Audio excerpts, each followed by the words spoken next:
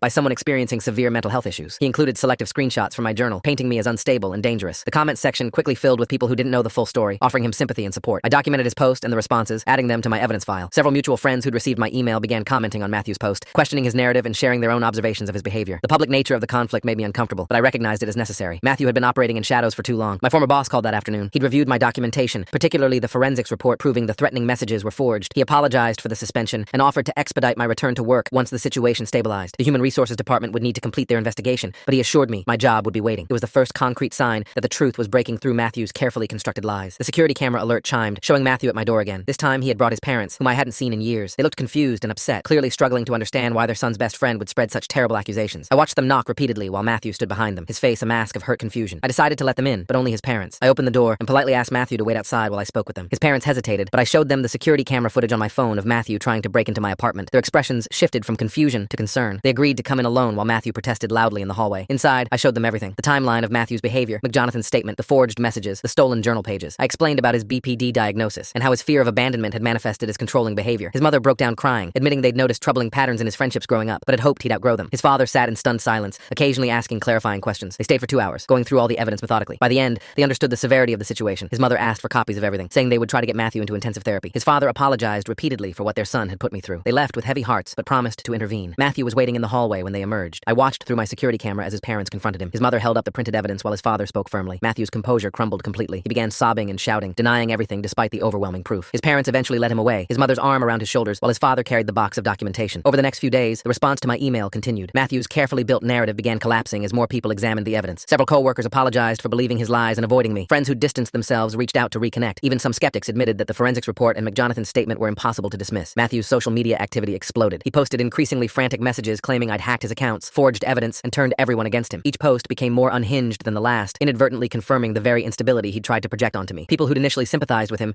began questioning his credibility as his story constantly shifted. His parents called to update me on their efforts to get him help. They'd scheduled an emergency psychiatric evaluation and were looking into intensive outpatient programs, specializing in personality disorders. They asked if I'd consider not pursuing legal action if Matthew agreed to treatment and ceased all contact. I told them I'd think about it, but my priority was protecting myself and rebuilding my life. My workplace investigation concluded with full exoneration. The forensics report had been crucial in proving the threatening messages were fabricated. My boss personally apologized for the disruption to my career and offered me a flexible return schedule to ease back into work. Several co-workers reached out privately to express support and admit they'd been uncomfortable with Matthew's persistent presence at the office. Jana's parents finally came around after reading through all the evidence. Her mother called to apologize for doubting me, admitting that Matthew's manipulation had been sophisticated enough to fool anyone. They invited me to dinner to make amends, and while the evening was initially awkward, it ended with mutual understanding and respect. Jana no longer had to hide our relationship, which lifted a weight from both our shoulders. The private investigator contacted me with additional findings. He discovered 2 other people from Matthew's past who'd experienced similar patterns of manipulation and sabotage. One was a college roommate who'd moved out suddenly after Matthew began interfering with his relationships. The other was a co-worker from Matthew's first job who'd quit after Matthew spread rumors about his mental health. Both were willing to provide statements if needed. I spent a day organizing all the new information, creating a comprehensive file that documented Matthew's pattern of behavior spanning over a decade. The evidence was overwhelming, showing a clear pattern of targeting close friends and systematically destroying their relationships and credibility when they tried to establish independence. It was both validating and deeply sad to see how many lives Matthew had disrupted. My therapist helped me process the complicated emotions surrounding Matthew's mental illness. While his BPD explained some behaviors, it didn't excuse the calculated nature of his manipulation or the harm he'd caused. We discussed the importance of boundaries and self-protection while still maintaining empathy for someone struggling with mental health issues. It was a difficult balance to strike. Chris organized a gathering of our friend group to address the situation collectively. People shared their experiences with Matthew's manipulation, and several admitted they'd noticed red flags but hadn't known how to address them. We discussed how to support each other moving forward and how to handle Matthew if he attempted to re-enter our social circle. The consensus was firm boundaries and no contact unless he demonstrated genuine change through sustained treatment. Matthew's attempts to contact me gradually decreased as his parents intervened more actively. They'd confiscated his electronic devices and were monitoring his activities while he underwent evaluation. His mother sent me periodic updates, expressing hope that intensive therapy might help him develop healthier relationship patterns. I appreciated their efforts, but remained cautious about any future contact with Matthew. I slowly began dismantling the evidence command center in my apartment. The timelines came down from the walls. The boxes of documentation were archived in my closet. I kept everything organized and accessible, but no longer needed it as a daily reminder of what I'd endured. My apartment began feeling like a home again, rather than a defensive fortress. Returning to work felt surreal after weeks of isolation. My colleagues were welcoming but clearly curious about the drama that had unfolded. I kept explanations brief and professional, focusing on moving forward rather than rehashing the past. My boss assigned me to lead the project I'd been working on before the suspension, showing confidence in my abilities despite the disruption. Jana and I took a weekend trip to decompress from the intensity of recent events. Being away from the city and all its associations with Matthew felt liberating. We hiked, talked about everything except the drama, and began reconnecting as a couple without the shadow of manipulation hanging over us. It was exactly what we both needed. My mother started joining me for weekly dinners, our relationship stronger for having weathered this crisis together. She admitted she'd been researching personality disorders to better understand what had happened. Her support throughout the ordeal had been invaluable, and these dinners became a cherished routine that helped us both heal from the experience. The security cameras remained installed, but gradually became just another household fixture rather than a vital lifeline. I still checked them occasionally, but no longer obsessively monitored every movement outside my door. The hypervigilance that Matthew had induced was slowly fading as my sense of safety returned. 3 months later, Matthew's mother called with an update. He'd been admitted to a residential treatment program specializing in personality disorders. The initial evaluation had confirmed his BPD diagnosis, along with other concerning patterns. He'd finally acknowledged some of his behaviors were harmful, though he still struggled to take full responsibility. She thanked me again for documenting everything so thoroughly, as it had helped his treatment team understand the severity of his condition. I received a letter from Matthew through his treatment center. It was clearly written under supervision, acknowledging the harm he'd caused and expressing remorse. He wrote about understanding how his fear of abandonment had driven him to destructive behaviors. The letter felt genuine, but also carefully crafted, and I chose not to respond. Some bridges were too damaged to rebuild. McJonathan reached out to check on me, sharing his own healing journey after escaping Matthew's influence. We talked for hours about the unique trauma of having someone you trusted completely turn your life upside down. He'd built a successful life across the country, but admitted certain triggers still affected him. His perspective helped me understand that recovery recovery would be an ongoing process. My relationship with Jana grew stronger through the trial. She'd stood by me when it would have been easier to walk away, and that loyalty deepened our connection. We began making future plans without the constant anxiety of Matthew's interference. Her parents became genuinely supportive, even protective, after understanding the full scope of what we'd endured. Work life normalized as colleagues moved past the drama. I excelled at my project, pouring energy previously spent on defense into productive pursuits. My boss noted my improved focus and creativity, unaware that I was simply returning to my baseline after months of crisis. The stability of routine work felt therapeutic after so much chaos. I decided to keep all the documentation archived but accessible. While I hoped never to need it again, the experience had taught me the value of evidence and preparation. The physical files went into a safety deposit box, with digital copies secured in encrypted cloud storage. It felt like closing a chapter while maintaining necessary precautions. Friends who'd initially been skeptical came around as Matthew's absence from our social circle became permanent. Several apologized for not believing me sooner, admitting they'd been manipulated by his convincing performance of concern. I harbored no resentment, understanding how sophisticated his deception had been. Rebuilding these friendships became part of my healing process. The hypervigilance gradually faded, though certain triggers remained. Unexpected knocks at my door still caused momentary panic. Finding handwritten notes triggered anxiety until I confirmed they were benign. My therapist assured me these responses were normal and would diminish with time and continued healing. As the one-year anniversary of discovering Matthew's betrayal approached, I reflected on how much had changed. My life had stabilized, relationships had been restored and strengthened, and Matthew was receiving long-term treatment. The crisis that had once consumed my every waking moment had become just one part of my history. His parents sent occasional updates about his progress in treatment. He'd been diagnosed with additional conditions beyond BPD and was working through intensive therapy. They remained hopeful but realistic about his long-term prognosis. I appreciated their updates, but maintained firm boundaries about any direct contact. My support network had proven invaluable throughout the ordeal. From Jana's unwavering loyalty to my mother's eventual understanding, from Chris's corroboration to McJonathan's validation, each person had played a crucial role in surviving Matthew's campaign. These relationships, tested by crisis, had emerged stronger and more authentic. I returned to keeping a journal but now stored it in a locked fireproof safe. The violation of having my private thoughts weaponized had been profound, but I refused to let Matthew steal my coping mechanisms permanently. Writing remained therapeutic, helping process both the trauma and the recovery. The experience had taught me valuable lessons about boundaries, trust, and the importance of documentation. While I wouldn't wish such an ordeal on anyone, surviving it had revealed strength I didn't know I possessed. I'd learned to trust my instincts even when others doubted them, and to protect myself without becoming paranoid. Looking forward, I focused on building the life Matthew had tried to destroy. My career was back on track. My relationships were stronger than ever, and my sense of self had been forged in the crucible of crisis. The future held normal challenges and opportunities, no longer overshadowed by manipulation and gaslighting. I occasionally thought about Matthew, hoping he'd find genuine help through treatment. Despite everything, I couldn't hate someone so clearly suffering from mental illness, but I also recognized that his well-being wasn't my responsibility. My focus remained on my own healing and growth. The apartment that had once felt like a fortress now felt like home again. The security cameras remained but no longer dominated my attention. Life had returned to blessed normalcy, with regular workdays, quiet evenings with Jana, and drama-free interactions with friends and family. In quiet moments, I sometimes marveled at the resilience of the human spirit. Matthew had tried to destroy my life through systematic manipulation, yet here I stood, not just surviving, but thriving. The relationships he'd tried to poison had grown stronger. The reputation he'd tried to destroy had been restored. The isolation he'd engineered had given way to deeper connections. My story became a cautionary tale within our friend group about recognizing manipulation and the importance of believing victims of psychological abuse. Several friends thanked me for having the courage to expose Matthew's behavior, saying it had made them more aware of toxic patterns in their own relationships. As I write this, 2 years have passed since that first text from Jana about Matthew's concerning message. The acute crisis has long since resolved, replaced by the ordinary rhythms of daily life. Matthew remains in treatment. His parents report slow but steady progress. Our mutual friends have moved on. The drama now just a distant memory. I've rebuilt everything Matthew tried to destroy and created new things he never could have touched. My relationship with Jana has deepened into something beautiful and trusting. My career has flourished without the constant disruption. My friendships are based on mutual respect rather than manipulation. The hypervigilance has faded to normal caution. The documentation remains archived but untouched. Life has moved forward in all the ways Matthew tried to prevent. His campaign of destruction ultimately failed, serving only to reveal the strength of the connections he sought to sever. Sometimes I pass places that hold memories of our friendship, back when I believed it was genuine. I feel a twinge of sadness for the relationship I thought we had, but no regret for ending it. Some people aren't capable of healthy friendships, and recognizing that isn't cruel, it's necessary self-preservation. My therapist and I concluded our work together last month, both agreeing I'd processed the trauma and developed healthy coping strategies. She commended my resilience and the support network I'd maintained throughout the crisis. Ending therapy felt like a final step in moving beyond Matthew's influence. I share my story not for sympathy, but as testimony that surviving psychological manipulation is possible. That truth, properly documented, can overcome even the most sophisticated deception. That real relationships can withstand attacks from those who would destroy them. And that sometimes the best response to someone's attempt to drive you crazy is simply to remain stubbornly, persistently sane. The boy who cried wolf eventually faced consequences for his lies. Matthew, who cried mental illness about others while refusing to address his own, finally faces his truth in treatment. And I, who he tried to paint as unstable, stand firmly grounded in reality, surrounded by people who see me clearly. Recovery isn't a destination, but a journey. Some days are harder than others, but each day without manipulation, without gaslighting, without someone actively trying to destroy my life is a gift. Matthew gave me an unwanted education in human cruelty, but I graduated with honors in resilience, boundaries, and the power of truth. Those lessons, hard won, now serve me well in a life rebuilt on authentic connections and hard-earned wisdom.